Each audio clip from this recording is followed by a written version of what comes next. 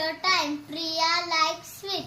Her granny had a jar full of sweets. She gave Priya one sweet at a time. But Priya wanted more, many more. She quickly put her hand in the jar of sweets.